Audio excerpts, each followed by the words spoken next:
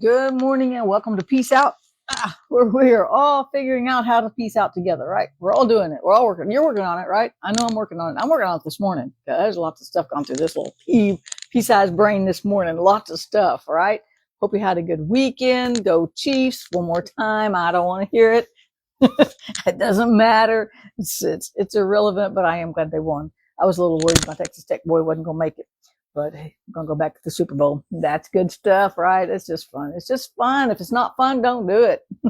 Right? If you get too worked up about it, it ain't fun. So don't do it. So anyway, I hope you had a good weekend. I did, obviously. So this week, we're going to take this little theme, and it's called Ends and Beginnings. Maybe I should say starts and ends or something. I don't know, but ends and beginnings. Because see, when something ends, we've got lots of things going on in our lives, right? Okay, we've got all these areas in our lives. We've got a career, we've got our spirituality, our religion, our faith, we've got family, we've got friends, we've got work. Did I already say career? We've got, there should be 5. And then we've got just ourselves, our emotional well-being. We've got exercise. We've got food. There's all these elements that come together to make up our lives, right? And so a lot of, throughout the course of life, some things end, right? But when something ends, everything doesn't end. There's not this button and you don't just go, oh, that's it. There's nothing now. This thing may end, but this thing may be going on, and this is going on, and you're still this and you're still that. You're still employed here. You're still employed there. But this changed. Maybe you got a new car. Maybe you got a new house. Maybe you're moving to a new city. But everything doesn't change. Everything doesn't end when one thing ends, right? And when something ends, the point is this: when something ends, it's actually the beginning of something new. So we're going to look at scriptures today, or stories in scriptures this week, actually, that where something ended, but it was just opening up a door to something brand new. And the first thing we're going to look at is the children of Israel. So the children of Israel were slaves, and they were made slaves because Pharaoh was walking in fear.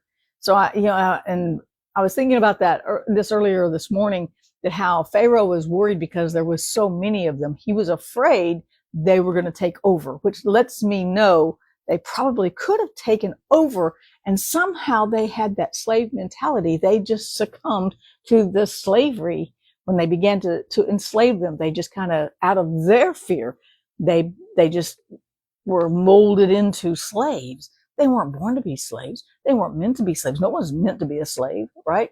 But they just kind of molded into it over time. Their freedom ended, and they became slaves out of their fear. But it was also because of Pharaoh's fear, because he was afraid they would take over, because they had become so numerous and so big, and he was afraid they would become strong. See, we don't want to make our decisions based on fear, because they made their decisions. He's going to kick us out. They're not going to help us anymore. We'll have to leave. Well, they were going to have to leave anyway, right? And so it became just a fear-based situation, and every decision began to be made based on fear.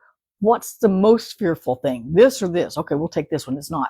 This one's more fearful. This one, I'm more scared of this. I'm not quite as scared of this, so I'm going to go this way. Well, we should never make fear-based decisions. As a matter of fact, we should make faith-based decisions, which is what they did when they came out, right? And so Moses says, God comes to Moses and says, go get my people. My people. God made a decision. He said, go get my people out of slavery and bring them to me. The whole point was God wanted them to know him outside of their blinders of slavery, of oppression, of all the things that were going on in their lives.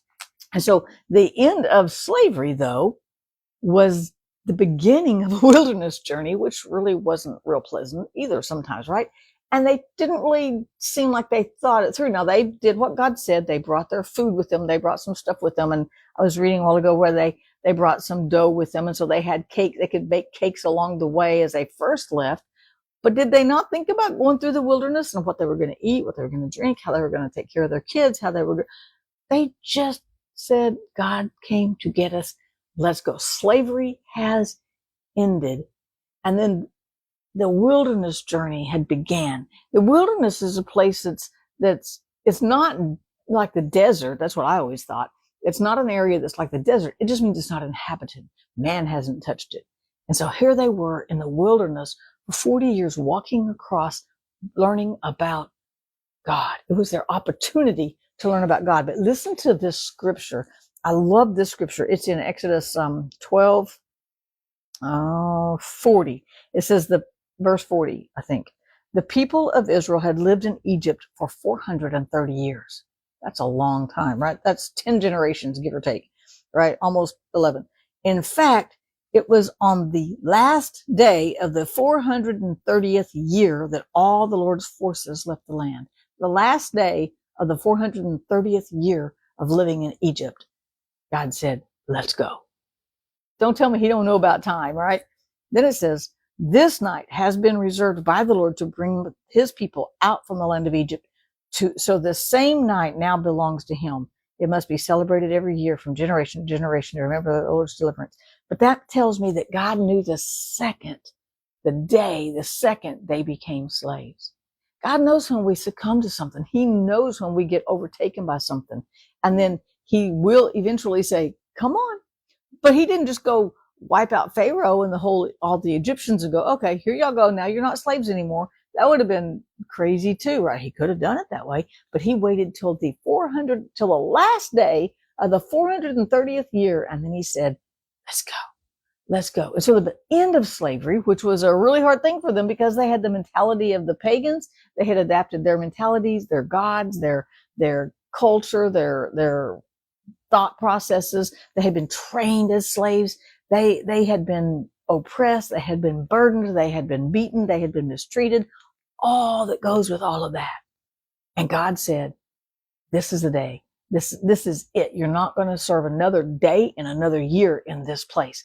Come to me. So he ended slavery, but it opened up a whole new beginning for them. So now all of a sudden they're coming into the wilderness. But what happens in the wilderness? Well, all of a sudden they've got to learn God's ways.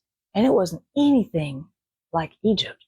Nothing like Egypt. There's no oppression. And you know what? When you're in, even, and I was, people who are in abusive situations, and especially abusive relationships, they get used to it. They don't realize there's something different.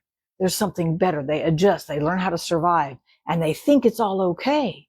This is just the way it is. And there's a whole new mentality and a whole new way of thinking when you get out of a situation or even a relationship that's toxic or a job that's toxic or a relationship, whatever, fill in the blank of whatever you know about, right?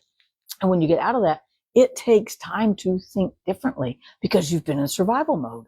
I can't do this because I can't do this. And then you realize, wait, I can do this. I can worship God. I can build an altar to the God, the one, the I am who is, the I am who will always be, the I am who I am. I am the God who will always be, always have been. I can build an altar to him now because I'm not a slave in Egypt anymore. But it takes time to get rid of that slavery mentality, of that oppression, and realize you don't have to do things like you used to do because you had to do it to survive in that environment. And now the environment has changed. That ended. Something new doesn't mean, oh, there's a button. It's kind of like peacing out. There's not a switch to flip and just go, well, now we're peaced out. It's a process of learning. Oh, I just roll this over on God. I give it to him with prayer and thanksgiving, and then I can think differently about it. But it's a process. They had to learn so many different things, right? It was a beginning. The wilderness was a time where they began to learn God's ways. They learned that God was their provider, that he was their protector. He was their deliverer. He fed them. He clothed them. He provided water for them when they needed it. He had the cloud by day for them to follow and the fire by night. He took care of them, but it was a process. That's why it took them so long to get across there. It wasn't that long of a journey, but they made it that long because they just never quite got how to just depend on God instead of the slavery of their past. It was a really hard time. But when the slavery ended, something new began. And then guess what? Eventually, they started traveling across the wilderness, and each day was a new adventure. And then they finally got to the promised land. The wilderness ended. So slavery ended. That was the beginning of the wilderness. The wilderness journey finally ended. And now that's the beginning of living in a new land, a land full of milk and honey. Ew, I don't like milk, by the way, but a land of abundance, a land of plenty, a land of trusting God, a land of that God gave them. And then they could look back and go, wow, God ended that slavery.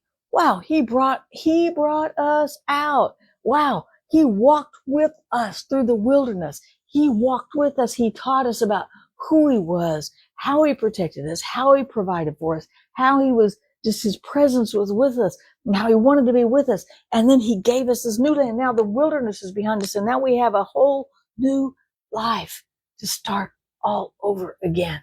So I say life is a series of ends and beginnings, and ends and beginnings, and ends and beginnings. And today is a new beginning, a new day to trust God, a new day to peace out, a new day to roll it over on him, a new day to trust him for whatever you need.